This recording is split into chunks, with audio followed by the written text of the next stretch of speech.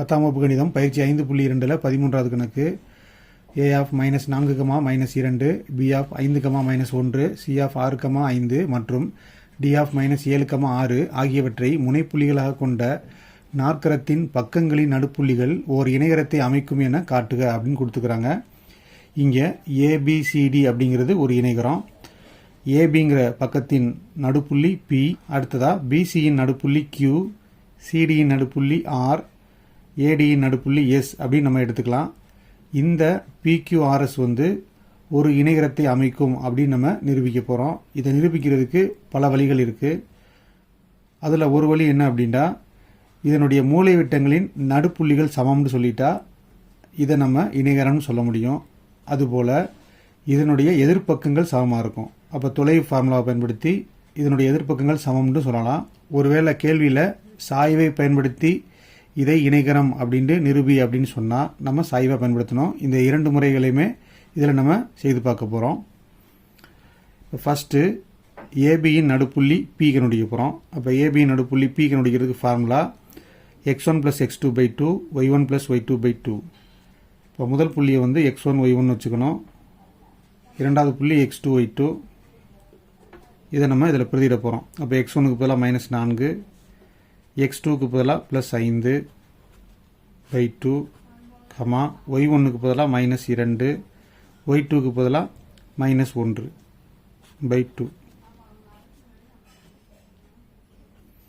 குறிகள் வெவ்வேறு இருக்குது, கழிக்கணும். 5ல் 4 கழிச்சா 1, பிக் நம்பர் சைன் +/2, குறிகள் சமமாக இருக்குது, கூட்டணும். கூட்டினா -3, பிக் நம்பர் சைன் -/2. இதுதான் Pங்கிற புள்ளி. அடுத்ததாக BCயின் நடுப்புள்ளி Q கண்டுபிடிக்க போகிறோம்.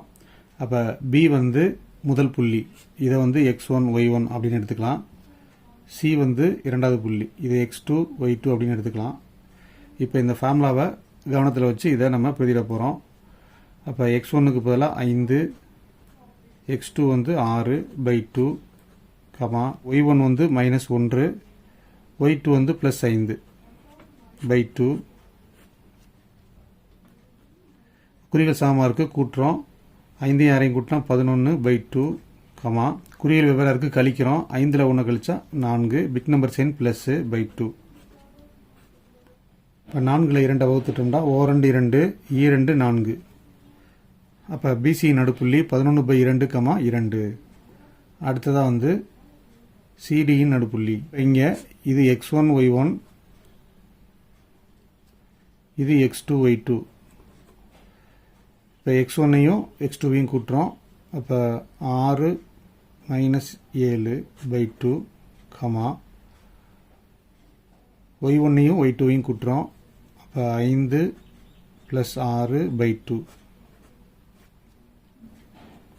குறிகள் வெவ்வேறு இருக்குது, கழிக்கணும். 7ல் 6 கழிச்சா 1, பிக் நம்பர் சைன் மைனஸ். இப்போ -1/2, குறிகள் சமமாக இருக்குது, கூட்டுறோம். கூட்டினா 11/2.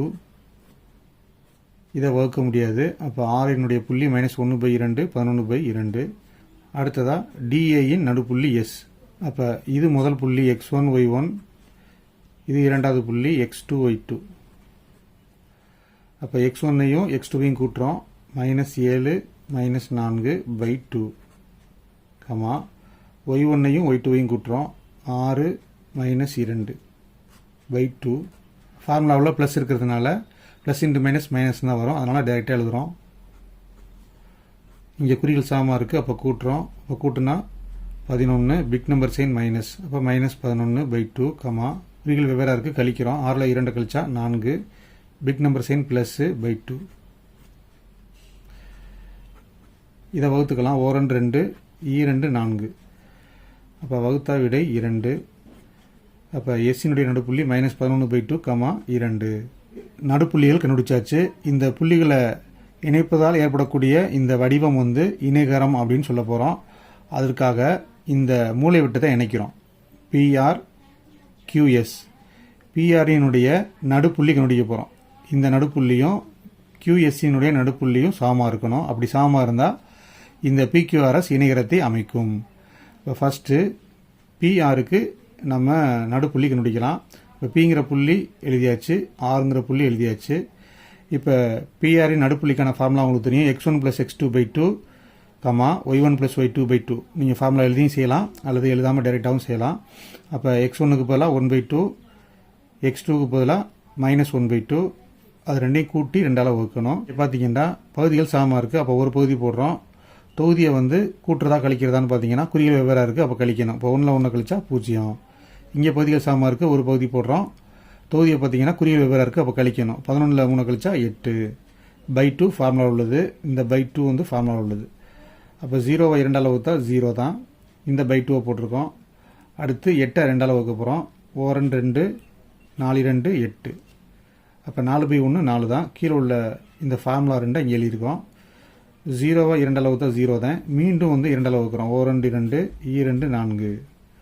அப்போ பிஆரின் நடுப்புள்ளி வந்து 0,2. அடுத்து QSன் நடுப்புள்ளிக்கான ஃபார்முலா எழுதி அந்த ஃபார்முலாவில் இதை பிரதிட்டு இருக்கோம்.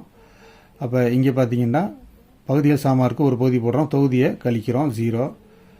இங்கே 2 கூட்டினா 4. இதை வகுக்கிறோம். 2 2 2 4. அப்போ இது 2. 0வை 2ஆல் வகுத்தா 0. அப்போ விடை வந்து 0,2. அப்போ பிஆரின் நடுப்புள்ளியும் QSன் நடுப்புள்ளியும் சமமாக இருக்குது.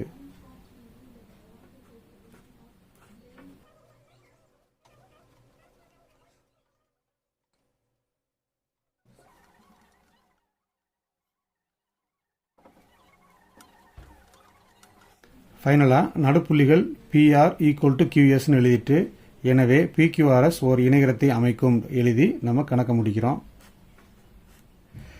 இப்போ இதே கணக்கில் வந்து சாய்வை பயன்படுத்தி இது ஒரு இணைகரத்தை அமைக்கும் என காட்டுக அப்படின்னா அடுத்த வரதை நம்ம செய்யணும். இல்லைன்னா நம்ம இதோட முடிச்சிடலாம்.